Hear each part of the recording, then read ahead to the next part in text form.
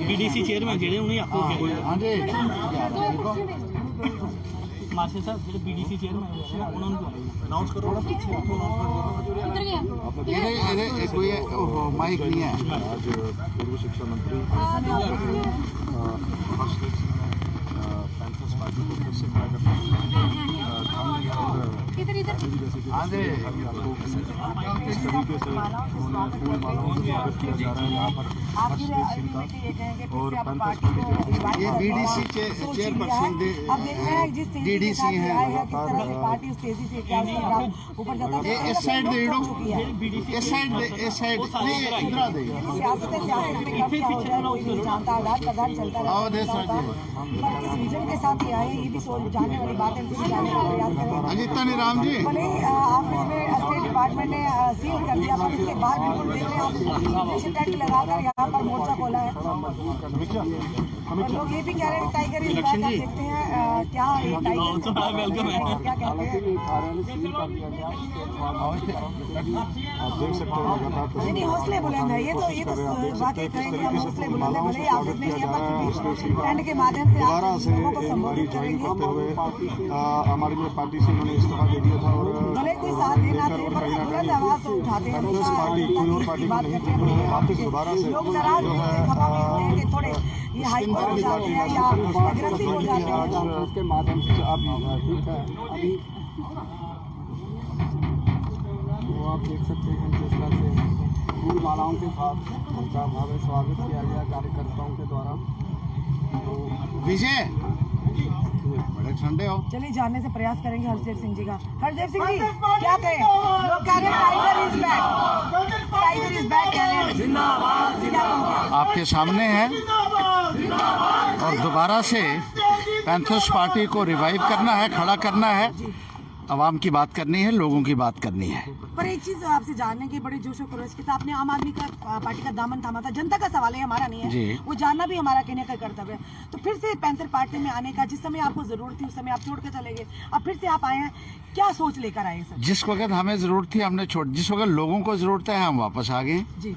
अब देख लीजिए लोगों ने कहा वापस आइए हम वापस आ गए और अब खड़ा होंगे लोगों के साथ खड़ा होंगे और इस लड़ाई को अब हम पाए तकमील तक ले जाएंगे।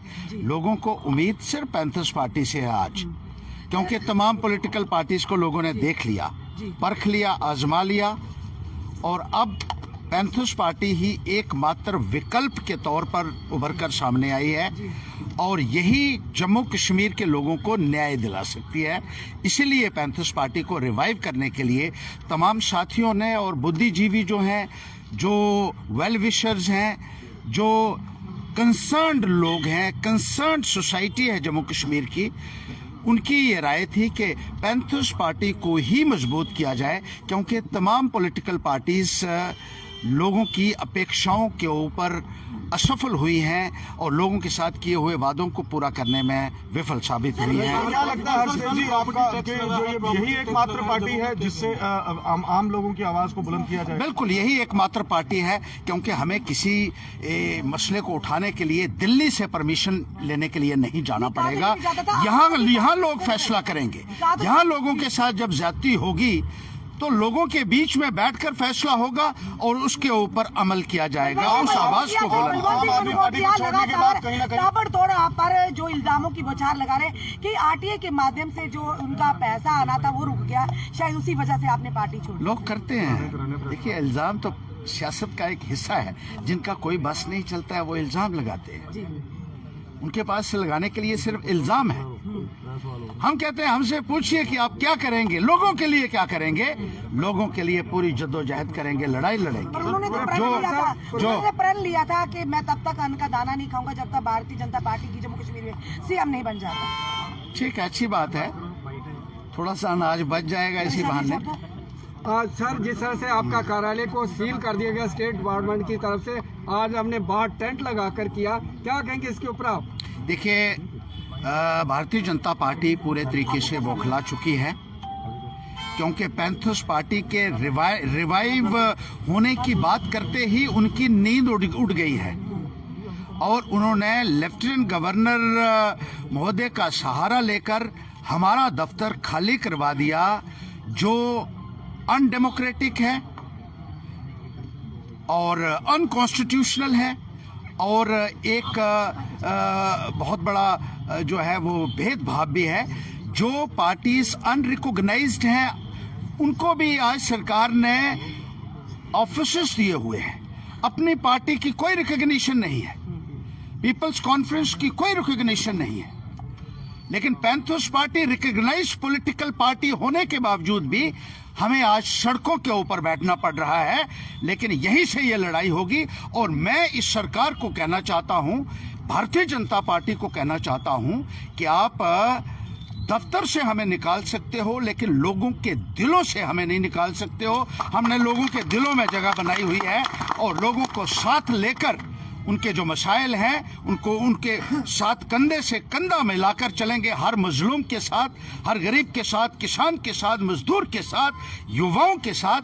जो अति इन्होंने की है, जो इंतहा की है, जो एक जाति और अत्याचार ये लोग कर रहे हैं आम नागरिकों के ऊपर, कभी उनकी जमीनें खाली करवाकर, कभी उनके ऊपर अलग अलग किस्म के टैक्स लगाकर, उसका मुकाबला अगर कोई कर सकता है जम्मू कश्मीर में तो वाहिद और वाहिद पैंथर्स पार्टी कर सकती है।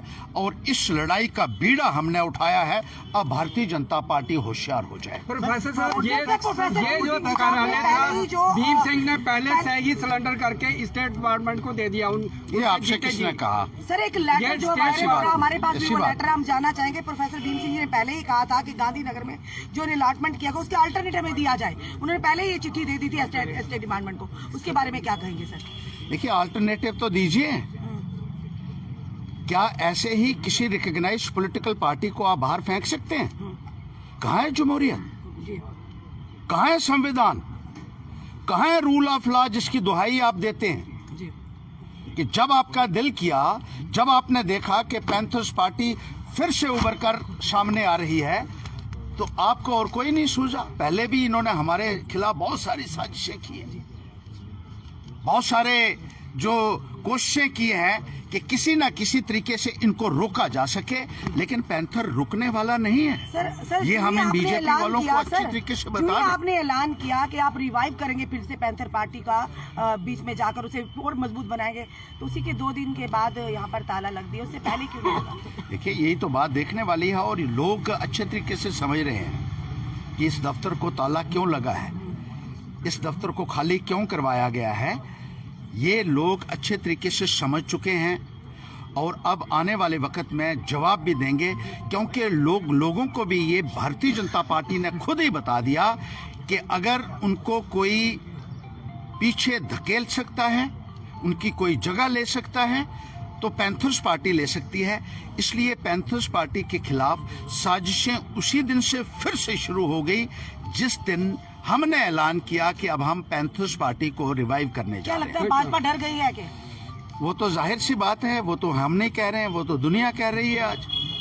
तो फिर से पैंथर पार्टी का वो ग्राफ जहाँ पर प्रोफेसर भीम सिंह जी जिसे लाया था वो ला पाएंगे सर? बिल्कुल, ये पार्टी फिर से अपने पांव के ऊपर खड़ा होगी और सबसे बड़ी फोर्स के तौर पर आने वाले वक्त में जम्मू कश्मीर में उभरेगी। ये मैं जम्मू कश्मीर के अवाम को यकीन दिलाना चाहता हूँ। प्रॉपर्टी टैक्स जो लगा है उस पर आप क्या कहेंगे? देखिए, इसी तरीके से टैक्सेस जो हैं वो लगातार लगते जा रहे हैं, एक के बाद एक टैक्स लग रहा है। महंगाई आसमान छू रही है, गरीब लोगों की बात करने वाला कोई नहीं है। मुख्तलिफ पॉलिटिकल पार्टीज के अपने अपने इंटरेस्ट हैं। पैंथर्स पार्टी का एकमात्र इंटरेस्ट ये है कि गरीब की बात हो सके, किसान की बात हो सके, मजदूर की बात हो सके, युवाओं की बात हो सके। और ये जो टैक्स टेररिज्म बीजेपी ने फैलाया हुआ है, इसके विरोध में हम खड़ा हो सके और इसका मुकाबला कर सके। इसीलिए जो है ये फैसला जो है वो हमने लिया है और इसका डटकर मुकाबला भी करेंगे और इस सरकार को आने वाले वक्त में मिलजुल कर सबके प्रयासों से नेस्ता नाबूद भी करेंगे। ये पैंथर्स पार्टी ने आज रिजॉल्व